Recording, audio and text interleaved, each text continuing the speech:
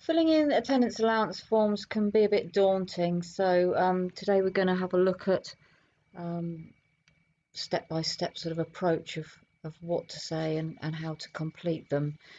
Regardless of how you've obtained your form, so this form here is a standard form. It doesn't have a date on the top right hand corner. If you telephone the Department of Works and Pensions, the Attendance Allowance Service Centre, they'll send you a form that has two dates up here. The top one will be the date that you contact them, and the next one will be a date that's 6 weeks later. So you've got a little bit of time to fill it in and send it back. You can still fill this form in and send it back, but the award would only be made if you were eligible and that the decision was that you were eligible for the attendance allowance. It would only be dated from the date of claim, so the date that this form is received by the Department of Works and Pensions. In the same way as if you have a download a form from the internet, then exactly as it says here, if you fill the form in and send it back as soon as you can, because they'll only pay the benefit from the day that they receive the form, the date of claim. If you ring them up, they will send you a dated form, and that benefit then could be backdated to the date of claim, the date that you ring them up. It isn't backdated any further than that. So I'm going to run through this form with you because it's easier for me to record it on screen. And the first page, both versions will come with notes on how to complete the form. This one has the notes are in front of this page. This is the first page that you'll see, and it's the nuts and bolts page. It's about you, who are you, your name, address, etc., and so forth. And everyone has to complete this page at least, and we'll talk about claiming under special rules. So fill in the nuts and bolts page, nationality, etc. Do you live in Great Britain? Because you have to be present in Great Britain to claim this. About you. Then we'll move on to this, are you claiming for someone else, under the special rules page. So if you are claiming under special rules, essentially that's for people who have a short life expectancy. So the life expectancy is no longer than 6 months. What happens if you live longer than 6 months? I'm often asked. They're not going to stop the benefit to the day, but you would have to have a medical professional, sometimes the GP, maybe a consultant specialist, but a medical professional that signs the DS 1500 report, and that will go off with this form, but you tick the special rules box, which means you don't have to complete the entire form. You just do the front page, tick the special rules box, sign the declaration on the back page, and then marry it up with the DS 1500. Send them together if you can. Doesn't matter if you can't, but it's better if you can. And then the award will be very quick, within 7 days, the higher rate within 7 days. If you're not sure about the different rates or eligibility, whether you are going to be eligible for this benefit, we do have a separate video on the criteria and the qualifying periods, the eligibility to claim it. So have a look at that one. This is just running you through filling in the form. So if you're signing the form for someone else, so that means, do you have the legal capacity? Are you representing somebody else? Do you have a power of attorney? Do you have a Court of Protection deputyship, or are you a Department of Works and Pensions appointee? Now that DWP appointee can only claim and manage benefits. It can't, you can't manage any other financial decisions, but it's quite handy for claiming benefits. There's no other financial decisions or wealth to be managed. So other than that, it will be a power of attorney, whether it's an enduring power of attorney or a lasting power of attorney, or you're a Court of Protection deputy. It doesn't stand that just because you're married you can sign this form. Otherwise it's going to be the person that's actually that the form is about that will have to sign it. They have to understand that they're claiming for this benefit and that they agree that everything on the form is true and a good reflection of their care needs. So again, this page just an extension of whether you're the deputy, etc., and then your details if you're going to sign the form on somebody else's behalf. So getting into the sort of nitty-gritty of the form, the first real page here is about your illness and your disability. Now, you don't have to have been diagnosed with an illness or disability. This benefit is payable to you for the help that you can show that you need, whether that's help with your personal care or supervision. It's not about what's wrong with you, it's about the help that you need. But if you do have a diagnosis and you've had one, you know for how long, and you're on any medication, this is the page to put it. So it might be helpful to have a prescription handy when you complete it. It's a fairly lengthy form, 28 pages, but it take a little while to complete it. But if you just have a bit of quiet time and have your national insurance number, the details, your prescription lists, those handy, that will help. So here they're going to ask you about the medical professionals involved with your care.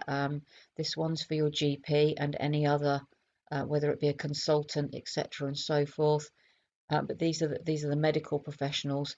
This page here is for anybody else. So if you have carers, if you've got any other support workers, mental health, community mental health workers, it might be that they would. This is an optional page, but it might be that you wanted to ask them to complete that. Try not to delay the sending off of the form if it's not a dated form, if with additional information from those chosen people.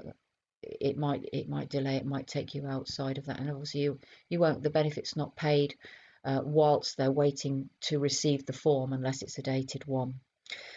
So again, this is a basic signature page. If you've got any other evidence is what they're asking for here. So any other reports, anything, have there been any hospital admissions, anything else, any, as it said, occupational therapist, so somebody from the local authority has looked at aids and adaptations around the house. That might be very helpful to build a better picture of the needs that you have at home. And that's fairly straightforward. Are you waiting for surgery, or have you had any other tests? Part of the reason for asking for that is because this benefit has a 6-month qualifying period. So it's about, have you had these needs for at least 6 months, and are you expected to have them for another 6? So if you're expecting to have any tests, any further tests, it might be that those tests, there's a considerable rehabilitation or recovery expected, and the tests will show up that it's not going to be a long-term illness, and that's the reason for asking that. Where are you living gives them a better picture of, are there stairs, etc., and so forth, i.e. potentially your mobility restrictions, are you using any aids and adaptations. All of these things help to build up a bigger picture of what you can or can't do. And really, the form is asking about what you are struggling with, the things that you find difficult, the things that you need help from another person for. They don't necessarily have to have somebody with you all the time, but is there a need for another person? People often say, well, they ask the same thing twice. Yes, that's quite true, and that's because the rate that you are awarded is determined by when you need the help. So if you need the help through the day or the night, that would be the lower rate. And if it was a day and nighttime need for care and or supervision, then that would be the higher rate. So it's asking specifically about when you need the help.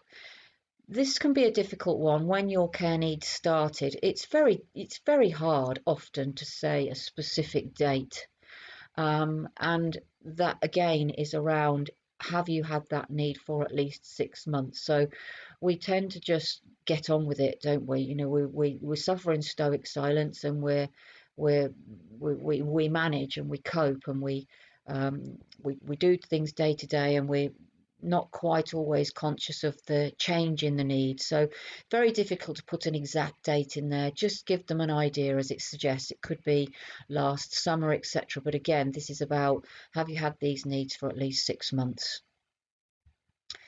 And this is the start of the sort of criteria pages. So help with your care needs during the day. Remember, this is awarded, determined by when you need the help, day and or night. So this is about the daytime, and there'll be a dedicated area for each of those personal care tasks, if you like, those daily living tasks, there'll be a specific page dedicated to that. So getting in and out of bed, so getting out of bed in the morning. What's nighttime? Nighttime is your usual daytime, nighttime hours. So if you're an early bird and you get up at 5 o'clock in the morning and you go to bed early at 9 o'clock, 10 o'clock, maybe earlier, that's your usual pattern. This is about what's normal for you, 6 or 7 days. Again, if you want to tell them any more about your needs through the daytime, and where they ask for specific numbers, how often each day, that can be difficult, but try not to put things like it varies or it depends, because again, it's about the frequency of the need. So is it twice or more through the day? How often do you need to go to the lab? Sometimes it might be twice, sometimes it might be 4. So put in there between 2 and 4. It gives a number rather than a more vague description. So it's building up a clearer picture of what's required, of the help that's required, and just a little bit more space for you to explain on that page there. This bit's about washing, bathing, showering. Don't forget it's including prompting, reminding, encouraging. It isn't just the physical activity of going through the motions. It might be that it is a need for prompting and reminding, not just actually physically doing. Still on the daytime needs. Moving on to dressing and undressing, it might be, do you know what's appropriate? If it's raining, you need a coat. Again, that's prompting and reminding potentially rather than the physical action of putting on socks and shoes. Tying shoelaces, it might be that you could have slip-on shoes instead. It might be that you're using a gadget or an aid to put on socks or shoes. So do you need that help? Again, this is still about through the daytime, reminding to change your clothes, wearing what's appropriate to the weather, to the time of year, to whether you're indoors, outdoors, to the time of day potentially, not necessarily pajamas at 2 o'clock in the morning, unless that's your preference. Moving around indoors, so this is moving away a little bit from your personal care, but it is still to do with personal care, but it's around getting up and out of the chair, going up and down the stairs. What's the risk? There may be a risk, there may not. Are you using any aids and adaptations? Is there a significant danger, if you like? And this one, difficulty, again, this is about encouraging, prompting, reminding. Again, not necessarily always about the actual physical actions. It can be around support emotionally as well as physically, and to encouraging and reminding, if you like. Falling and stumbling, the other criteria that can be fulfilled, even if you don't have a need for help with your personal care, would be, is there a requirement for supervision? Do you wear pendant alarms? Is there a risk of falling? Have you stumbled? Have you fallen? Has there been a hospital admission? Have there been any broken bones? Is there a hospital report? Is there a risk of you falling down the stairs if you're crossing the entry to the stairway in the middle of the night to go to the lab, even with the light on? Are you lightheaded? Is there a risk of falling? Is there vertigo? Is there a stumbling, etc.? Again, it's about the risk here. It could be sight, it could be that your sight is poor, it could be that it takes a bit of time to get used from the light to the dark, etc. Have there been any other professionals involved? Are you going to the fall clinic, for example? And what aids and adaptations to the property have you done or have been done to help try and negate that as much as possible? Fairly straightforward. When did you last stumble or fall? Is there any evidence of that?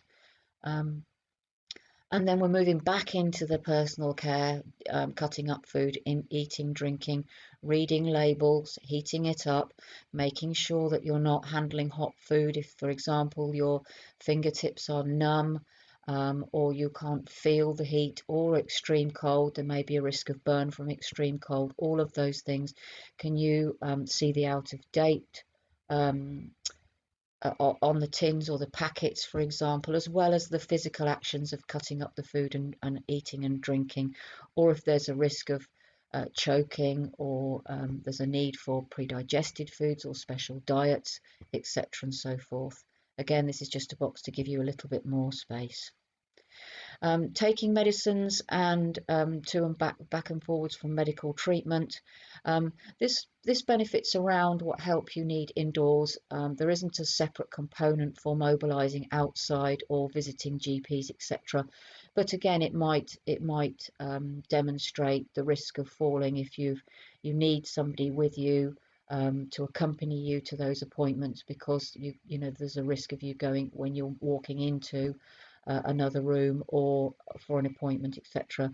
Can you take your medication? Do you need prompting? Do you need reminding? Do you need any help for treatments, whether it's home treatment or not? Again, don't forget the prompting, reminding, encouraging. Even if it's an electric reminder rather than an actual person, it still helps to build up a picture. And after each of these personal care pages, there'll be this little box which will give you, a chance to write a bit more if you need to. Communication. So, do you need any help from someone else, whether that be a mental health issue, anxiety, etc., learning disability site, as it suggests. It could be hearing aids, etc., remembering things. So, community, everything your body does. Bodily function, it's referred to. It's more than going to the toilet. It's everything your body does: seeing, hearing, breathing, communicating, as well as the personal care tasks and the daily living tasks. And don't forget, importantly, the need for supervision, because that's one that's often overlooked. Again, for sign language, sight, and hearing impairments.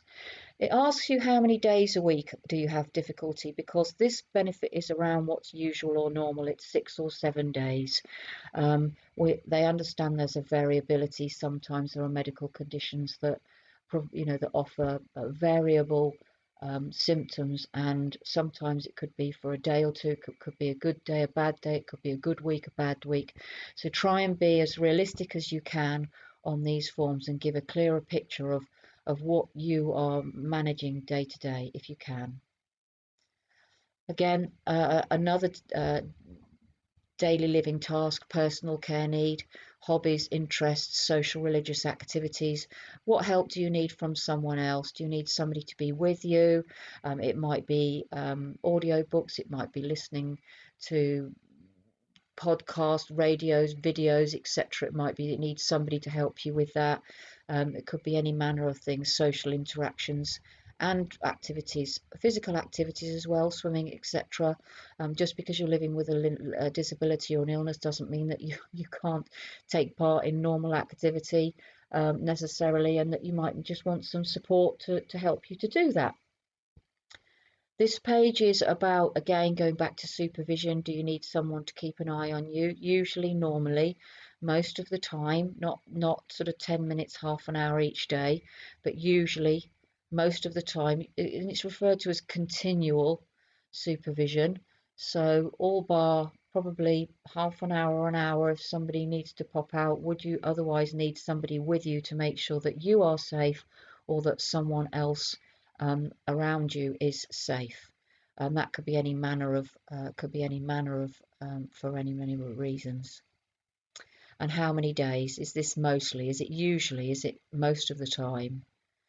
And this is where sometimes it gets confusing, because now we're moving into the what care needs do you have during the night time. Remember, it seems like it's asking the same thing twice, and remember, it's because that's that's how they determine what the benefit is awarded for, whether the need is throughout the day and or the night. So we're asking about similar things. Your daily your personal care, maybe getting in and out of bed, getting backwards and forwards from the lab, making sure that you get back into bed okay, pulling the sheets back on. Do you need turning? Are there risks of if you have ulcers? Are there risks of ulcers? Is the the continence issue? Is there a do you have aids or continence pads? Are they likely to leak? Is there a need for changing of the laundry? Does somebody need to be awake to make sure that you've got back into bed safely? So this is purely about the night time. any therapies that you have during the night, and again prompting and reminding and encouraging comes into that. And this is the page that's trying to find out whether or not you have supervision needs through the night. So remember, we did that through the daytime. This is now for the night time. So is there a risk of falling if you're getting up to go to the lab, for example, or if you're not aware of the time of day, whether it's day and or night? Is there is somebody that you're caring for, or that your family member is maybe wandering, waking up at night, but getting confused, getting anxious?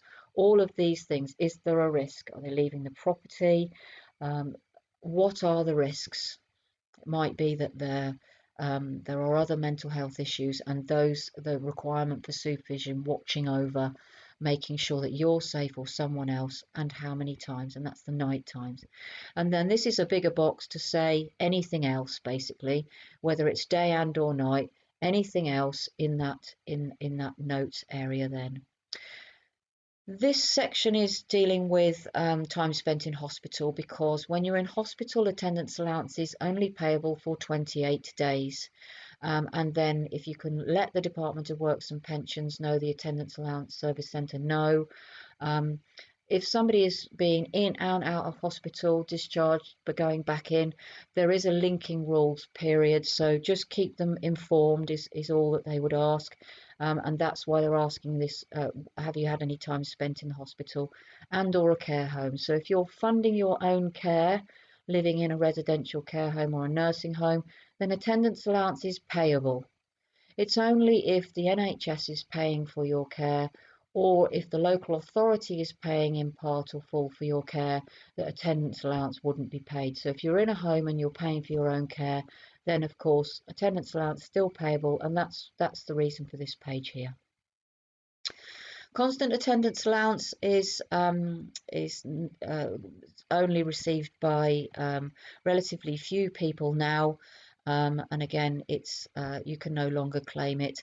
It's an old style benefit, if you like, and you will know if you're receiving constant attendance allowance. They're just asking you to tick that box. How we pay you, fairly straightforward. Your bank details, who needs paying. Remember that by default this is usually paid in with a pension. Sometimes you can request that it's separated out, so that you will see two payments into the bank. One will be for the pension, the other one for the attendance allowance if you're awarded it, but that's where they'll pay it. This statement from someone who knows you, this is an optional form. You can, somebody who knows you, that so maybe you don't see the GP or haven't seen the GP for a while. The Department of Works and Pensions can write to the GP, but this is your opportunity to give them a much bigger picture of the illnesses and the disabilities that you are managing and affected by day to day, and in what relationship that person knows you. But again, extra information and all optional. And this is the declaration. So with capacity to understand that you are filling in this form, you are applying for a benefit, and that everything on the form is a true reflection of your illness, disability, and your needs, then you would sign and date this form, print the name, and if you are claiming on behalf of someone else, again, you've gone through the sections of claiming on behalf of someone else earlier. So the first page, the declaration, the special rules if you're claiming for short life expectancy. Again, if there's a short life expectancy, you do not have to qualify the 6-month qualifying period, but otherwise you would have been expected to have these needs for at least 6 months and expect them for another 6. And then tell them what documents you're going to send. If you want to send additional information, then do. And there's the often when you've ordered the form or requested the form, it will come with an addressed envelope, but there's the address to send it in case you haven't got one of those. So I hope that's helped. and that you and would encourage you to complete that form. If you need any advice or any more information, then the website's got some more information. It's carenavigators.co.uk. If you'd like us to do a benefit check or go through the forms with you, we do have care navigators who can come and complete the forms. That's not free of charge, I'm afraid. But if you'd like some help to complete the form, or you'd just like to talk it over, we can do a full care funding and benefit check with you if you would like that. Please get in touch via the website, and I hope this has been helpful for you, and good luck with filling in the form.